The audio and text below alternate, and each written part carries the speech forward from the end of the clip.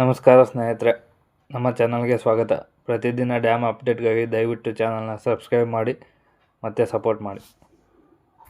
ಸ್ನೇಹಿತರೆ, ಭದ್ರಾ ಜಲಾಶಯದ ನೀರಿನ ಮಟ್ಟ 150 ಅಡಿ ದಾಟಿದ್ದು ಈ ವರ್ಷ ಕುಡಿಯುವ ನೀರಿನ ಪೂರೈಕೆಗೆ ಯಾವುದೇ ಆತಂಕವಿಲ್ಲ.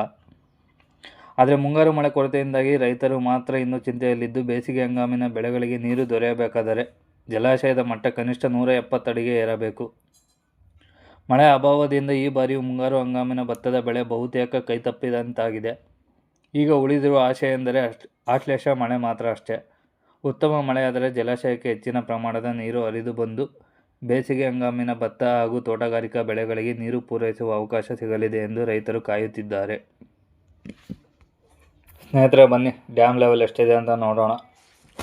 ಡ್ಯಾಮ್ ಲೆವೆಲ್ 150.10 ಇಂಚ್ ಇದೆ ಸ್ನೇಹಿತರೆ. 151 ಅಡಿಗೆ 2 ಇಂಚ್ ಕಮ್ಮಿ ಇದೆ ಸ್ನೇಹಿತರೆ.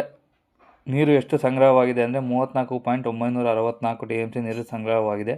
ಮ್ಯಾಕ್ಸಿಮಮ್ ಕೆಪಾಸಿಟಿ 71.535 TMC ನೀರು ಸಂಗ್ರಹ ಮಾಡಬಹುದು ಸ್ನೇಹಿತರೆ. ಒಳ ಹರಿವು 4816 ಕ್ಯೂಸೆಕ್ಸ್ ಒಳ ಹರಿವು ಬರ್ತಿದೆ.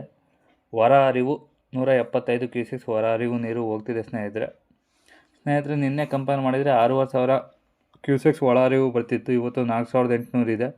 ನಿನ್ನೆಗಿಂತ 1000 ಕಮ್ಮಿ ಇದೆ ಸ್ನೇಹಿತರೆ. ಕಳೆದ ವರ್ಷ ಇದೇ ದಿನಕ್ಕೆ ಹೋಲಿಸಿದರೆ 179.6 ಇಂಚ್ ಇದೆ ಸ್ನೇಹಿತರೆ. ಆಲ್ರೆಡಿ ಡ್ಯಾಮ್ ಫುಲ್ ಆಗಿತ್ತು. ಕೆಪಾಸಿಟಿ 63.587 TMC ನೀರು ಸಂಗ್ರಹವಾಗಿತ್ತು ಹೋದ ವರ್ಷ. ಈ ವರ್ಷ ಇನ್ನೂ ಡ್ಯಾಮ್ ತುಂಬಿಲ್ಲ. ರೈತರು ಆತಂಕ ಪಡದಲ್ಲಿದ್ದಾರೆ.